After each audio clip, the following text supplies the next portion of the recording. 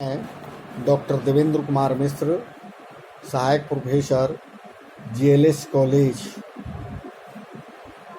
Majhwaliya, west Champaran, department of history.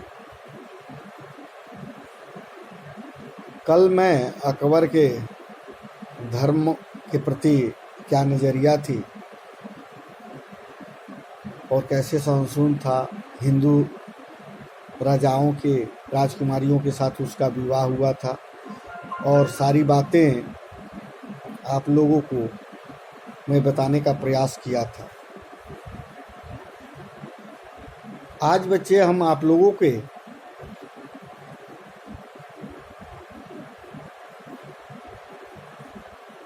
Akbar द्वारा जो दीन ए इलाही की स्थापना 1582 में की गई थी, उसके धार्मिक नीतियों के विचारों को जो उस समय चरमोत्कर्ष पर था, उस विषय पर मैं आप लोगों से आज चर्चा करूंगा। अकबर की धार्मिक नीति और विचारों के विकास का चरमोत्कर्ष था कब? 1582 में। 1582 ईस्वी में दीन ए इलाही या तौहीद ए इलाही की स्थापना मार्च 1582 में अकबर ने विभिन्न धर्मों के आचार्यों, उलेमाओं तथा अमीरों की एक सभा को संबोधित होते हुए कहा, एक सम्राट द्वारा शासित साम्राज्य के सदस्यों को आपस में बटा रहना और आपस में मतभेद रखना गलत बात है। क्या कहा उसने?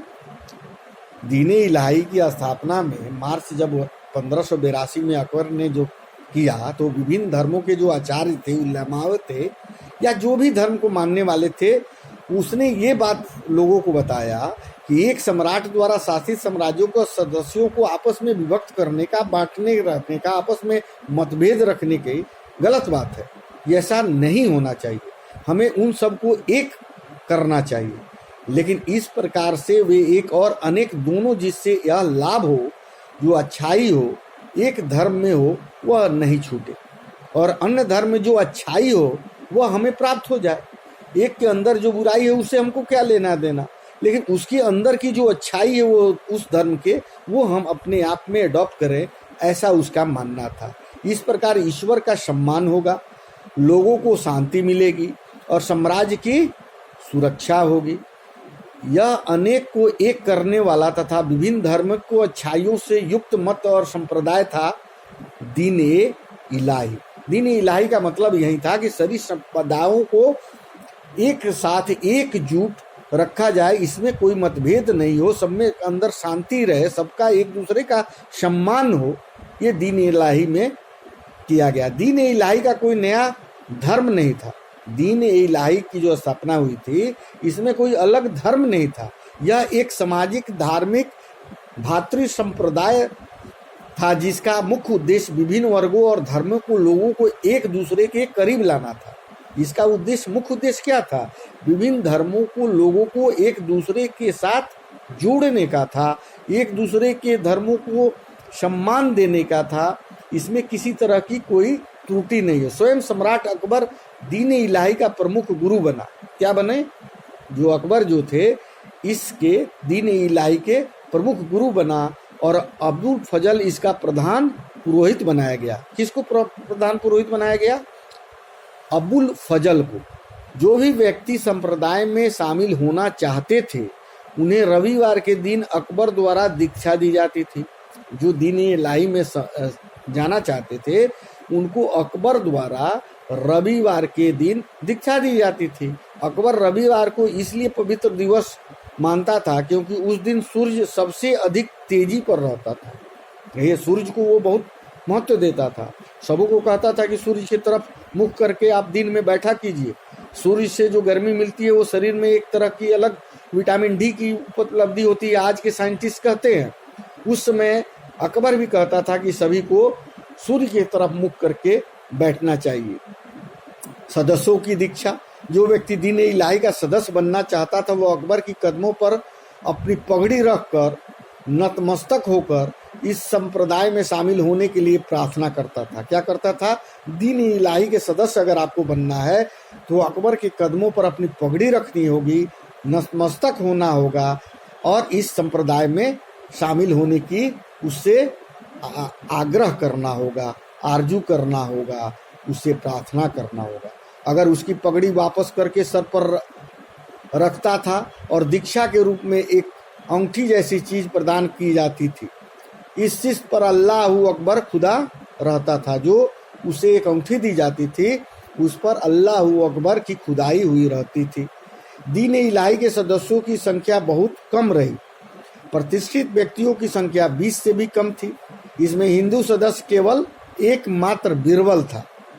राजा भगवान दास, मान सिंह, टोडरमल आदि ने इसकी सदस्यता ग्रहण नहीं की थी। किसकी? दीन इलाही की। कौन कौन नहीं किया था?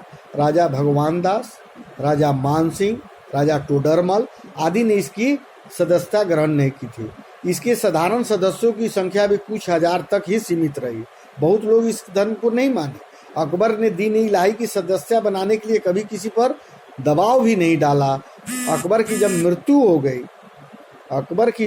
हो गई उस दरमियान अकबर की मृत्यु के दरमियान दीन इलाही का अस्तित्व समाप्त हो गया। जब तक ये तो किसी पर दबाव नहीं डाला अकबर ने कि दीन इलाही को आप स्वीकार करें, क्योंकि उसकी जो थी अपनी पगड़ी को उसके पैरों पर रखना होता था, उससे आरजू विनती करनी होती थी और इसमें कोई राजा उनके यहाँ नहीं गया ऐसा करने के लिए। उसकी मृत्यु के बाद इसका अस्तित्व ही समाप्त हो गया। किसके?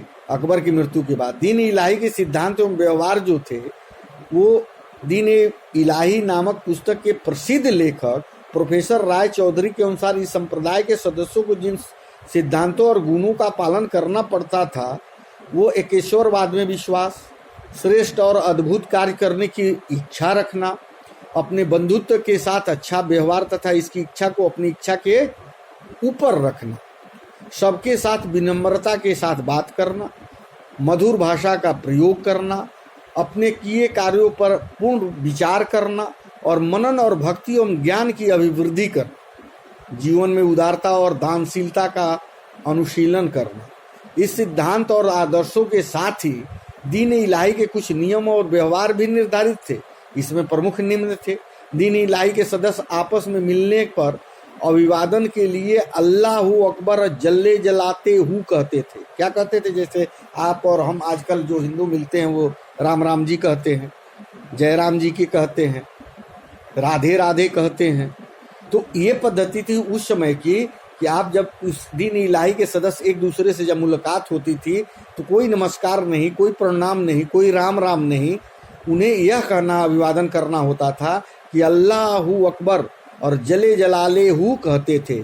मरने के बाद दिए जाने वाले भोज को अपने जीवन काल में ही देते थे। आजकल मरने की 12वीं पर जो भोज होता है इस दीन इलाही के अंतर्गत वो मरने के बाद वाले भोज को अपने जीवन काल में ही देते थे। यथासंभव मांस का प्रयोग नहीं करते थे। कम उम्र की कन्या तथा विधवाओं के साथ सहवास नहीं करना, ये भी इसके अंदर एक प्रथा थी कि छोटी बच्चियों के साथ आपको शारीरिक संबंध नहीं करना है और जो विधवाएं हैं उसके साथ भी शारीरिक संबंध नहीं बनाना है। धन, सम्मान, जीवन और धर्म बदशा को अर्पित कर देना है। दीन इलाही किसी भी लिहाज से दीन इलाही कोई नया धर्म नहीं था और न ही उसे धर्म कहना चाहिए, क्योंकि इसका न कोई धर्म ग्रंथ था और न ही निश्चित प्रार्थना, न कोई मंदिर थी, न उपासना निश्चित स्थान पर, न कोई पुरोहित थे और न ही कोई पुजारी वर्ग था। समकालीन इतिहासकारों बदायूं मुफ्त ने दीन इलाही और अकबर के धार्मिक विचारों की आलोचना करते हुए इस्लाम के खिलाफ बताया। बर्तोसी ने इसे अकबर की धूर्तता कहता है, तो स्मिथ ने अकबर की मूर्खता का उदाहरण बताता है। यदि दीन इलाही की निष्पक्ष विवेचना की जाए तो हम पाएंगे, क्या पाएंगे?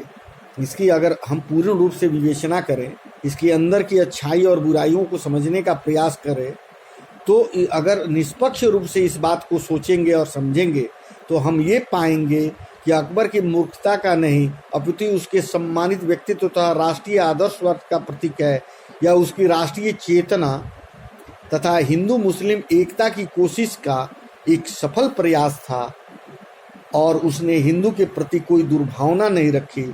राजपूत राजाओं की कन्याओं के साथ विवाह किया और पूजा पाठ पर कोई किसी तरह का उसने प्रतिबंध नहीं रखा। जो भी धर्म मानने वाले लोग थे वो अपनी अपनी पद्धति से पूजा करें, उसमें कोई भी व्यवधान नहीं था। इससे ये लगता है कि उसके धार्मिक जो बातें थी वो उदारपूर्ण थी। इन्हीं शब्दों के साथ मैं आज अपनी वाणी को विराम देता हूँ। धन्यवाद।